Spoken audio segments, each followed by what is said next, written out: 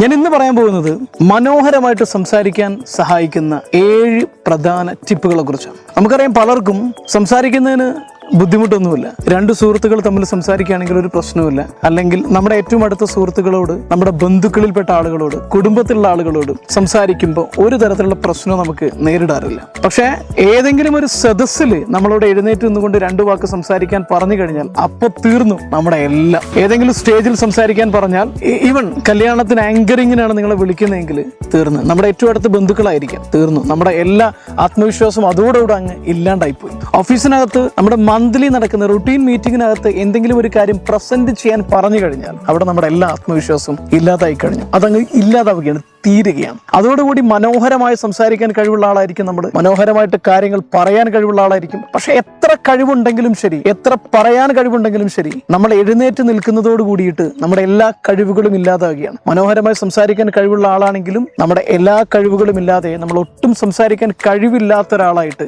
മാറുകയാണ്. എന്തുകൊണ്ടാണ് ഇങ്ങനെ ഒരു പ്രശ്നം ഉണ്ടാകുന്നത്? തീർച്ചയായിട്ടും ഈ ഒരു സ്റ്റേജ് ഫിയർ അല്ലെങ്കിൽ സംസാരിക്കാൻ കഴിയാതിരിക്കുക എന്ന് പറയുന്ന ഒരു പ്രശ്നത്തെ അതിജീവിക്കാൻ സഹായിക്കുന്ന വളരെ സിമ്പിൾ ആയിട്ടുള്ള 7 ടെക്നിക്കുകളെ കുറിച്ചാണ് ഞാൻ ഇന്ന് നിങ്ങളോട് സംസാരിക്കാൻ പോകുന്നത്.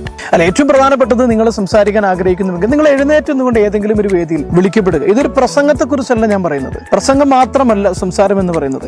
ഏതെങ്കിലും ഒരു സ്റ്റേജിൽ സ്വാഗതം പറയാൻ കഴിയുക, ആശംസ അർപ്പിക്കാൻ കഴിയുക, അതല്ലെങ്കിൽ നന്ദി പറയാൻ കഴിയുക, ഇങ്ങനെയൊക്കെ അവസരങ്ങൾ നമുക്ക് ഉണ്ടാകാം. അല്ലെങ്കിൽ വീട്ടിൽ തന്നെ ഒരു ചർച്ച നടക്കുമ്പോൾ എഴുന്നേറ്റ് നിന്നുകൊണ്ട് എന്തെങ്കിലും കാര്യം പറയാൻ കഴിയുക. ഇതൊക്കെ വളരെ ഇമ്പോർട്ടന്റ് ആണ്. ഇതിൽ നിന്ന് നമുക്ക് ഒഴിഞ്ഞു മാറാൻ കഴിയില്ല. ഇങ്ങനെ എഴുന്നേറ്റ് നിന്ന് സംസാരിക്കാൻ കഴിയാത്തതിന്റെ പേരിൽ, ഭയത്തിന്റെ പേരിൽ ഒരുപാട് അവസരങ്ങൾ ഇല്ലാതാക്കുകയും ഇതിൽ നിന്നൊക്കെ മാറി നിൽക്കുകയും ചെയ്യുന്ന ഒരുപാട് ആളുകളുണ്ട്. എന്റെ ലൈഫിൽ ഞാനിത് അനുഭവിക്കുകയും എന്റെ ജീവിതത്തിൽ ഇത്തരം അവസരങ്ങളിൽ നിന്ന് ഒളിച്ചോടുകയും ചെയ്ത ഒരാളായിരുന്നു ഞാനും. അതിനെ ഞാനും എങ്ങനെയാണ് അതിജീവിച്ചത് എന്നുള്ളതിനെ കുറിച്ചാണ് ഞാൻ നിങ്ങളോട് പറയാൻ പോകുന്നത്. ഒന്നുമില്ല, സിമ്പിൾ ആണ്. ആദ്യത്തെ ടെക്നിക്ക് എന്ന് പറഞ്ഞു കഴിഞ്ഞാൽ, ഒന്നാമത്തെ, നമ്മൾ എന്ത് കാര്യം സംസാരിക്കാൻ പോവുകയാണെങ്കിൽ അതിനു മുൻപ് ഒരു 2 മിനിറ്റ് നന്നായിട്ട് ദീർഘശ്വാസം ഉള്ളിലേക്ക് നിങ്ങൾ എടുക്കണം. സ്വാഭാവികമായിട്ടും നമ്മൾ ഏതെങ്കിലും ഒരു കാര്യത്തെ ഭയപ്പെടുകയും ഫ്രസ്ട്രേറ്റഡ് ആകുകയും ചെയ്തു കഴിഞ്ഞാൽ നമുക്ക് ഒരുപാട് ഓക്സിജൻ വേണ്ടി വരും. അതുകൊണ്ടാണ് നമ്മുടെ ബോഡി അമിതമായിട്ട് ദീർഘനിശ്വാസം ധാരാളമായിട്ട് എടുക്കുന്നത്. എന്തുകൊണ്ടാണെന്ന് ചോദിച്ചാൽ നമ്മുടെ ബോഡിക്ക് ആ സമയത്ത് ധാരാളം ഓക്സിജൻ ആവശ്യമുണ്ട്. അങ്ങനെ ഓക്സിജൻ എടുക്കുമ്പോഴാണ് നമ്മുടെ ബോഡി നോർമൽ ആകുള്ളൂ. അപ്പൊ ബോധപൂർവ്വം തന്നെ നിങ്ങൾ ഏതൊരു സാഹചര്യത്തിലാണെങ്കിലും ശരി, നന്നായിട്ട് ദീർഘശ്വാസം 2 മുതൽ 3 മിനിറ്റ് വരെ നന്നായിട്ട് ശ്വാസം ഉള്ളിലേക്ക് എടുത്ത് കുറച്ച് സമയം, മാക്സിമം സമയം ഹോൾഡ് ചെയ്ത് പിടിച്ച് അതിനെ താഴേക്ക് നിങ്ങൾക്ക് ശ്വാസം പുറത്തേക്ക് വിടാവുന്നതാണ്. ഇങ്ങനെ ഒരു 2-3 മിനിറ്റ് മുതൽ നിങ്ങൾക്ക് ഈ ഒരു ഭയമുള്ള ഒരാളാണെങ്കിൽ ഇതിനെ മാനേജ് ചെയ്യാൻ വേണ്ടിയിട്ട് നിങ്ങൾക്ക് ചെയ്യാവുന്നതാണ്. അത് കഴിഞ്ഞിട്ട് രണ്ടാമതായിട്ട് നിങ്ങൾ പറയാൻ പോകുന്ന കാര്യത്തെക്കുറിച്ച് കൃത്യമായൊരു ധാരണ മനസ്സിനകത്ത് സൃഷ്ടിക്കുക. ഈ ധാരണ എന്ന് പറയുമ്പോൾ, ഞാനിപ്പോൾ നിങ്ങളോട് ഈ സംസാരിക്കാൻ പോകുന്നത് ഞാൻ എഡിറ്റ് ചെയ്തിട്ടല്ല എൻ്റെ വീഡിയോ ചെയ്യാറുള്ളത്. ഞാൻ പറയാൻ പോകുന്ന കാര്യം എന്താണോ അതിനെക്കുറിച്ച് ജനറൽ ആയിട്ടൊരു ധാരണ മനസ്സ് സൃഷ്ടിക്കും. സെന്റൻസ് ബൈ സെന്റൻസ് ഞാൻ ഓർത്ത് വെക്കാറില്ല, അല്ലെങ്കിൽ അതിനുവേണ്ടി ശ്രമിക്കാറില്ല. അങ്ങനെ ശ്രമിക്കുകയും മനഃപ്പാഠം പറയാൻ ശ്രമിക്കുകയും ചെയ്തു കഴിഞ്ഞാൽ അത് ഭയപ്പെടുമോ, അത് നഷ്ടപ്പെടുമോ, അല്ലെങ്കിൽ അത് മിസ്സായി പോകുമോ എന്നുള്ള ഭയം കാരണം നമ്മൾ കൂടുതൽ ആങ്ഷ്യസ് ആയി പോകാനും ആങ്സൈറ്റി കൂടാനുള്ള ഒരു സാഹചര്യത്തിലേക്ക് നമ്മൾ നയിക്കും. അതിനുവേണ്ടി നിങ്ങൾ സെന്റൻസ് ബൈ സെന്റൻസ് ഒരിക്കലും തന്നെ ഓർത്ത് വെക്കാൻ ശ്രമിക്കരുത്, ധാരണ ഉണ്ടാക്കാൻ ശ്രമിക്കരുത്. മറിച്ച് ജനറൽ ആയിട്ട് ഞാനിപ്പോൾ നിങ്ങളോട് പറയാൻ പോകുന്ന ഈ കാര്യം ക്യാമറക്ക് മുമ്പിൽ സംസാരിക്കുമ്പോൾ 7 കാര്യങ്ങൾ നിങ്ങളോട് പറയുക. ആ 7 കാര്യത്തിന്റെ ഹെഡ്ലൈൻ എനിക്കറിയാം. ബാക്കിയുള്ളതെല്ലാം ഞാൻ പറയാൻ തുടങ്ങുമ്പോൾ ഓട്ടോമാറ്റിക്കലി എന്നിലേക്ക് വരും. സെന്റൻസ് ബൈ സെന്റൻസ് നിങ്ങൾ ഓർത്ത് വെക്കാൻ ശ്രമിക്കേണ്ട. ജനറൽ ആയിട്ട് നിങ്ങൾ എന്താണോ പറയാൻ ഉദ്ദേശിക്കുന്നത് ആ കാര്യത്തെക്കുറിച്ചുള്ള കൃത്യമായിട്ടുള്ള ഒരു ധാരണ അത് നിങ്ങൾ ഉണ്ടാക്കിയെടുക്കുക. അത് മാത്രം മതി. കൂടുതലായിട്ട് സെന്റൻസ് ബൈ സെന്റൻസ് ഒരിക്കലും തന്നെ നിങ്ങൾ ചിന്തിക്കാനോ ആ തരത്തിൽ ധാരണ ഉണ്ടാക്കാനോ ശ്രമിക്കരുത്. കൂടുതൽ നമ്മളിലുള്ള പേടിയെ വർദ്ധിപ്പിക്കാൻ അത് സഹായകരമാകും, അല്ലെങ്കിൽ അത് കാരണമാകും. മൂന്നാമത്തെ കാര്യം എന്താണെന്ന് ചോദിച്ചു കഴിഞ്ഞാൽ, വളരെ നാച്ചുറലായിട്ട് ശ്വാസം എടുത്ത് നിങ്ങൾ ധാരണ ഉണ്ടാക്കി കഴിഞ്ഞാൽ നാച്ചുറലായിട്ട് നിങ്ങൾ പ്രസന്റ് ചെയ്യുന്നതായിട്ടും നിങ്ങൾ മനോഹരമായിട്ട് സംസാരിക്കുന്നതായിട്ടും നിങ്ങൾ സംസാരിക്കുമ്പോൾ ആളുകൾ അത് ആസ്വദിച്ച് കേൾക്കുന്നതായിട്ടും നിങ്ങളൊരു 30 സെക്കൻഡെങ്കിലും ഒന്ന് കണ്ണടച്ചിട്ടോ അല്ലെങ്കിൽ മനസ്സിനകത്ത് ഒരു വിഷ്വലൈസേഷൻ നടത്തുക. അത് വളരെ ഒരു ആത്മവിശ്വാസം നിങ്ങൾക്ക് നൽകുന്നതിന് ഏറ്റവും ബെസ്റ്റ് ആയിട്ടുള്ള ഒരു ടൂളാണ് ഈ പറഞ്ഞ കാര്യം. ഒരു 30 സെക്കൻഡ് മതി. ധാരാളം സമയം നിങ്ങൾ അതിനു വേണ്ടി സ്പെൻഡ് ചെയ്യേണ്ട. ഒന്ന് കണ്ണടച്ചിട്ട് നിങ്ങൾ ആത്മവിശ്വാസത്തോട് കൂടിയിട്ട് ഇത് ഡെലിവർ ചെയ്യുന്നു, ആളുകൾ അത് ആസ്വദിക്കുന്നു. ഇത്രയും മതി, കൂടുതലൊന്നും വേണ്ട. 4ാമത്തെ കാര്യം, നാച്ചുറലായിട്ട് നിങ്ങളായിട്ട് ഡെലിവർ ചെയ്യുക. നിങ്ങൾക്ക് മനോഹരമായ ഒരു പ്രാസംഗികനാകണമെങ്കിൽ ഏതെങ്കിലും മികച്ചൊരു പ്രാസംഗികനെയൊക്കെ നിങ്ങൾക്ക് മാതൃകയാക്കാം. പക്ഷെ സ്റ്റേജ് സ്റ്റേജ് ഫിയർ മറികടക്കാൻ ശ്രമിക്കുന്ന സമയത്ത് നിങ്ങൾ ഒരാളെയും കോപ്പി ചെയ്യാൻ ശ്രമിക്കേണ്ട.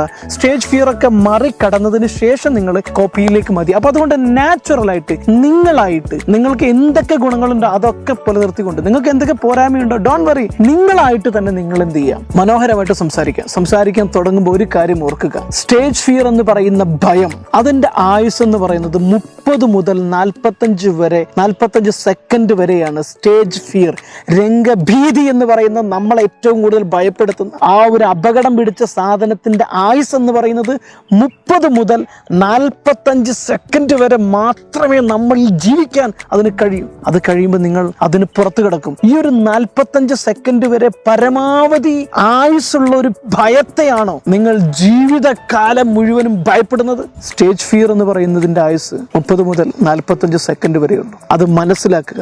ആ 45 സെക്കൻഡ് കഴിഞ്ഞാൽ നിങ്ങൾ ആ ഭയത്തിന് പുറത്തു കടന്ന ആളാണ്. അതുകൊണ്ട് തന്നെ സ്വസ്ഥമായിട്ട് ശാന്തമായിട്ട് നിങ്ങളായിട്ട് സംസാരിക്കാൻ ശ്രമിക്കുക.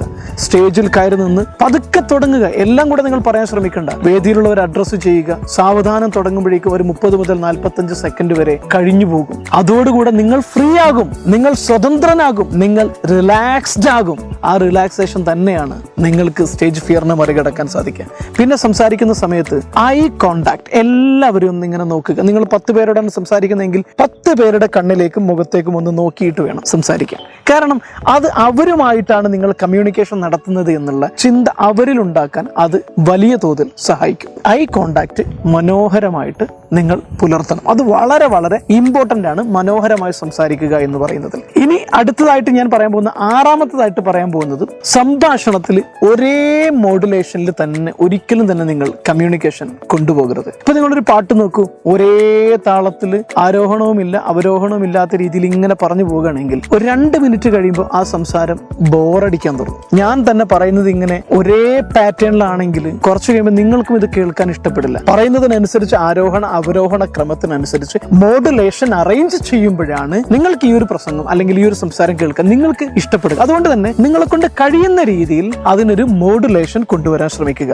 ആവശ്യമുള്ളിടത്ത് നീട്ടിയും കുറുക്കിയും അനാവശ്യമായിട്ടല്ല, ആവശ്യമുള്ളിടത്ത് കൃത്യമായിട്ടൊരു മോഡുലേഷൻ മെയിൻറ്റെയിൻ ചെയ്തുകൊണ്ട് പ്രസംഗത്തെ മനോഹരമാക്കാൻ ശ്രമിക്കുക. അവസാനത്തെ 7ാമത്തെ പോയിന്റ് എന്ന് പറയുന്നത്, ഏതൊരു പ്രസംഗവും അല്ലെങ്കിൽ ഏതൊരു സ്പീച്ചും ഏതൊരു സംസാരവും അവസാനിപ്പിക്കേണ്ടത് എന്തെങ്കിലും പറഞ്ഞിട്ട് എവിടെയെങ്കിലും ഇട്ടിട്ട് പോകുകയല്ല, മറിച്ച് ഒന്ന് സംഗ്രഹിക്കുക. ഒരുപാട് സംഗ്രഹിച്ച് നിങ്ങൾ 5 മിനിറ്റ് സംസാരിച്ചതിന് ശേഷം പിന്നെ 3 മിനിറ്റ് സംഗ്രഹിക്കാൻ എടുക്കാൻ പാടില്ല. നിങ്ങൾ പറഞ്ഞതിന്റെ ആകത്തുക എന്താണോ അതിനൊരു 30 സെക്കൻഡിലേക്ക്, അപ്പോൾ ഞാൻ പറഞ്ഞു വന്നത് നമ്മൾ നേരിടേണ്ട കാര്യങ്ങളെ കുറിച്ച് ഇത്രയുമാണ്, ഒരു 30 സെക്കൻഡിലേക്ക് പറഞ്ഞുകൊണ്ട് എന്ത് ചെയ്യുക, അതിനെ സംഗ്രഹിക്കുക.